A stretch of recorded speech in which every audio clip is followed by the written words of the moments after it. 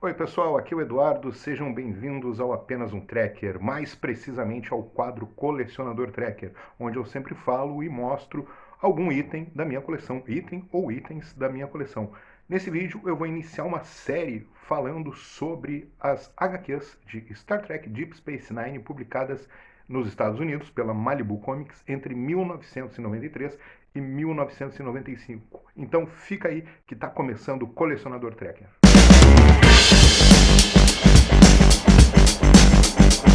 Lembrando que o meu livro, Star Trek Utopia e Crítica Social, está à venda nos links na descrição desse vídeo. Então você pode entrar ali, comprar o livro impresso ou comprar a versão digital para o Kindle na Amazon. Os links estão na descrição desse vídeo. Corre lá! Bom, pessoal, eu acabei de receber essa coleção maravilhosa com 37 edições publicadas entre agosto de 1993 e dezembro de 1995 pela Malibu Comics nos Estados Unidos. Uma coleção que está de Deep Space Nine, né? HQs de Deep Space Nine. Foi a primeira série de HQs de DS9. Então é muito importante na história de Star Trek. É um documento histórico, até a gente pode dizer assim, sobre a história de Star Trek. A coleção está perfeita. Nunca, as revistas nunca foram manuseadas. Elas estão como se fossem novas. É claro que tu percebe que há um envelhecimento, porque ali a primeira revista tem 27 anos, completou 27 anos agora em agosto, mas a questão é que elas nunca foram lidas, não tem nem cheiro forte, o que a minha rinite agradece bastante.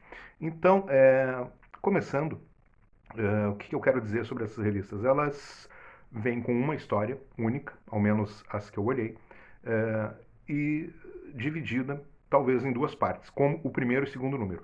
Nesse vídeo, iniciando essa série aqui sobre essas HQs, eu pretendo comentar todas elas, né? Fazer uma longa série de vídeos. Eu vou comentar as duas primeiras, os dois primeiros números, que trazem uma história chamada Stowaway, ou seja, né, clandestino. Quem será esse clandestino ou clandestina na Deep Space Nine? Eu vou falar só antes aqui da quem é que fez, né, essa revista. É o Mike Barr, Gordon Purcell e o Terry Paylor. Eles são três caras já envolvidos aí com Star Trek, principalmente os dois primeiros, né? O roteirista, é o Mike Barr, o cara que faz os desenhos é o Gordon Purcell. Esse aqui, principalmente, participou de dezenas e dezenas de lançamentos de Star Trek, né? Das outras séries, né? Nova Geração, Voyager, etc. Então são os caras muito envolvidos e aí isso reflete na qualidade da história. Olha aqui, ó, a primeira coisa que eu quero chamar a atenção para vocês. Vejam a qualidade do traço, né? O cara ele conseguiu pegar perfeitamente o semblante, a expressão dos atores, né? Só que não é aquele desenho ultra realista, né? Ele é realista, mas não é ultra realista, o que eu não gosto muito porque daí fica igual uma fotografia, né? O que não me interessa tanto. Aqui ficou muito legal porque a gente percebe que é um desenho, mas eles estão muito parecidos com os atores mesmo, né? Então, a história também é muito bem elaborada. Ó, vem um pôster, né, na primeira edição, que é com a ilustração da capa. A história é muito legal. Por quê? Em primeiro lugar, porque o roteirista ele é muito talentoso. Ele conseguiu captar a essência dos personagens.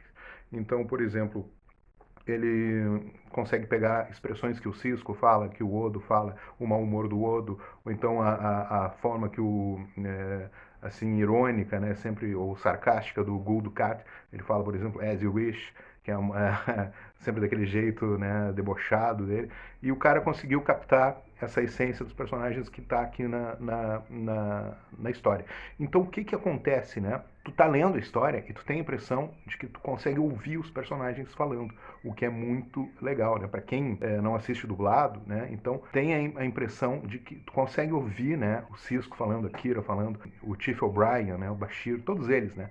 Então foi muito legal conseguir captar assim a essência dos personagens. Eu achei um trabalho nota 10 mesmo, tanto de roteiro quanto de ilustração. A história é bem simples, né? Na verdade, mas aí tu tem a impressão, né, por essa qualidade do roteiro, de que tu está assistindo um episódio. É como se fosse um episódio, né, dividido em duas partes, em duas revistas. De repente, tá lá na Deep Space Nine uma nave chamada USS Armstrong, Capitão Johnson, e dentro dela está um Dr. Wembley, que trouxe os primeiros achados arqueológicos do quadrante Gama. Algo muito importante, um evento muito importante, né? Porque ele trouxe vestígios, achados arqueológicos lá do outro lado do quadrante Gama, ou seja, né, avançando o conhecimento humano sobre sociedades que já existiram do outro lado da galáxia. Enfim, mas essa é uma parte da história. A outra parte é que, de repente, surge um musgo, né, um mofo gigante que começa a se espalhar por toda a estação e ele transforma o oxigênio em substâncias tóxicas. Então, a pessoa que fica próximo, no mesmo ambiente que esse mofo, eles chamam de mofo mesmo, né, ou musgo, um fungo gigante, ele esverdeado, ele começa a se espalhar pela estação.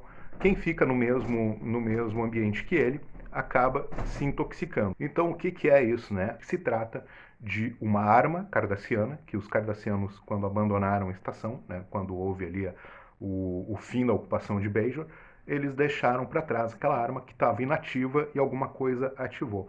Então o pessoal da estação fica durante todo o episódio, a história, tenta descobrir como, né, controlar esse mofo que está se espalhando pela estação, está entrando nos dutos de ar, está contaminando tudo e deixando as pessoas intoxicadas, né? Então, qual é a conclusão que eles chegam, né? Olha, a única coisa que veio diferente para a estação foi justamente o achado, né, o artefato achado pelo arqueólogo, que a USS Armstrong deixou na estação, né, para ficar armazenado ali durante algum tempo, enquanto não se resolve o que vai se fazer com ele. E aí o Cisco tenta falar com o Dr. Wembley, né, e não consegue. O Capitão Johnson corta as comunicações abruptamente, né, e aí isso aumenta a desconfiança. Nossa, então certamente é esse artefato que possivelmente está emitindo alguma coisa que, né, despertou aquela forma de vida ou aquela arma dos cardassianos. Então o Cisco manda a Jazia, né, fazer uma missão secreta na nave. O Chief O'Brien consegue teletransportar ela para dentro da USS Armstrong e ela vai com uma mochila. A mochila é o Odo disfarçado. Então lá eles conseguem dominar o capitão, né, porque ele tenta prender eles. E eles descobrem que o Dr. Wembley morreu. E aí, claro, o Odo desconfia que foi o capitão que assassinou esse arqueólogo. Até o Odo fala para ele: é a primeira vez que eu vou prender um capitão da frota acusado de assassinato. Mas daí eles descobrem que o corpo está dentro da nave. E aí, não, aí o Odo pensa: não, mas se eles tivessem matado o arqueólogo, eles teriam se desfeito do corpo, né? E aí o capitão conta para eles: não, ele teve um ataque cardíaco, teve um derrame e morreu pouco antes da gente chegar no planeta das ruínas arqueológicas. E aí o que o capitão fez para, como esse tinha sido o projeto da vida desse arqueólogo, né, o que não fica bem contado, porque o quadrante Gama, o wormhole foi descoberto há pouquíssimo tempo, enfim. Então, tudo bem, né, vamos lá. E aí o arqueólogo, o capitão quis dar o crédito para o arqueólogo. Ele conseguiu achar, foi o capitão que conseguiu achar os artefatos arqueológicos com base nas anotações desse arqueólogo, e aí vai dar todo o crédito para ele, né? Enfim, e aí o Oder já dizia, então, nossa, não, beleza, não vamos reportar nada disso, e não é de fato mesmo o objeto que está emitindo nenhum tipo de radiação que está despertando lá o mofo. Eles voltam para a estação e eles descobrem que foi o Jake e o Nog que, sem querer, no nível 14 da estação, liberaram aquela forma de vida sinistra, né, que está atacando a todos. Então eles estavam espalhando pelos sapatos deles que eles pisaram, né, estavam espalhando por toda a estação. E aí, claro, descobriram, né, o Bashir e a Dax um antídoto e conseguiram controlar, né, a situação. Enquanto isso, o Gul Dukat, ele estava esperando que todos fossem mortos na estação para que os cardassianos pudessem voltar. E aí, quando ele volta e o Cisco atende a chamada, ele, nossa, vocês estão vivos ainda, fica profundamente surpreso. E aí acaba a história. Vamos seguir para a revista número 3. Eu acho interessante porque a história se passa justamente entre a primeira e a segunda temporada. Ela foi publicada, a primeira temporada já tinha acabado, e o interessante é que ela é publicada no ano da primeira temporada, né? Então a série fazendo sucesso, a revista foi na esteira e com muita qualidade. E ela, o que acontece? ela mostra coisas que a gente vê que acontecem na primeira temporada. Por exemplo, a Keiko O'Brien é a professora da estação. Inclusive, eu tenho um artigo que eu analiso a liberdade de ensinar a partir do episódio em que a Keiko abre a escola e tem a interferência da Kaiwin. Confere aí no link na descrição. Bom, e aí também a gente vê a amizade do Nog e do Jake. A gente vê que o O'Brien e o Bashir ainda não são amigos, né? Muitas coisas interessantes. O que é legal é que, como a gente pode ver muitas coisas que a gente não vê numa série live action, né, por conta do orçamento que não permite. A gente vê o Odo se transformando toda hora em rato, em um tipo de águia alienígena, a mochila da Dex, né? Então, muito legal. A gente vê o Quark, né, quando ele é absorvido lá pelo mofo que se espalhou pelo Promenade, ele desesperado porque está perdendo o dinheiro dele, né? Então, coisas muito interessantes. Os caras realmente fizeram um trabalho muito profissional. Adorei ler essas duas revistas e agora vou ler as próximas revistas e voltar para fazer novos vídeos comentando. Espero que vocês tenham gostado. Quem gostou, por favor, se inscreve no canal.